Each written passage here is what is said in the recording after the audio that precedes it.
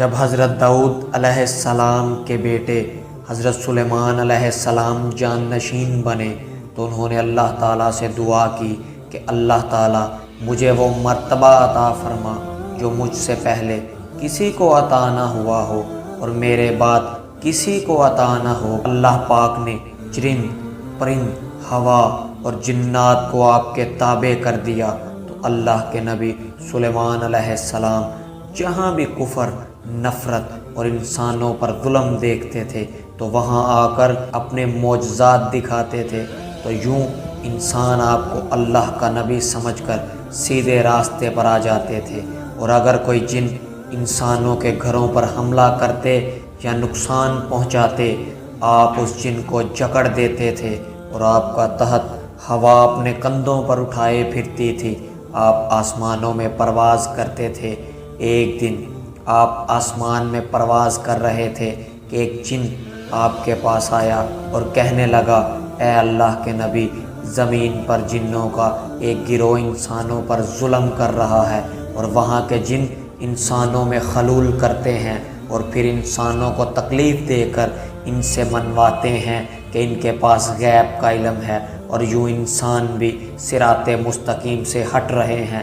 جب اللہ کے نبی نے یہ سنا تو آپ اپنے تحت کو بابل کی طرف موڑتے ہیں اور اس گروہ کے پاس آ کر کہتے ہیں، کفر میں رہنے والوں، اللہ سے ڈرو۔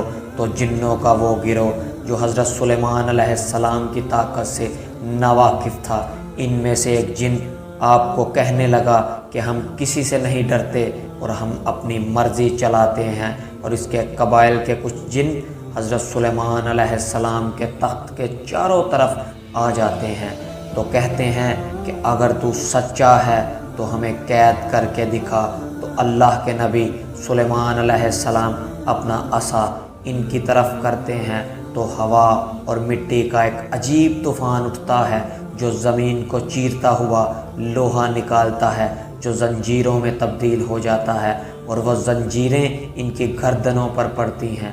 وہ تمام کے تمام جن زمین بوس ہو جاتے ہیں اور وہ تمام اللہ کے نبی حضرت سلیمان علیہ السلام کے قدموں میں گر کر کہتے ہیں کہ آپ کون ہیں؟ پھر آپ فرماتے ہیں، میں داؤد کا بیٹا اللہ کا نبی سلیمان ہوں۔ اللہ نے مجھے زمین پر امن اور سلامتی کے لیے منتخب کیا ہے۔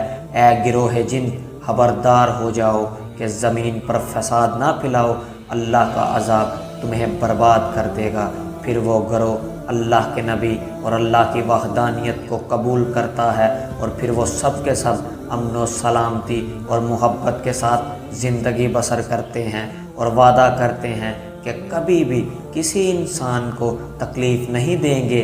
بے شک اللہ جسے چاہے اپنی خاص رحمت اور طاقت سے نواز دیتا ہے۔ اللہ ہر دعا کو سننے والا اور سب پہ کرم کرنے والا ہے۔ اے اللہ، ہم سب پر اپنا کرم فرما، ہم سب کو سمجھنے کی توفیق عطا فرما۔ وسلام۔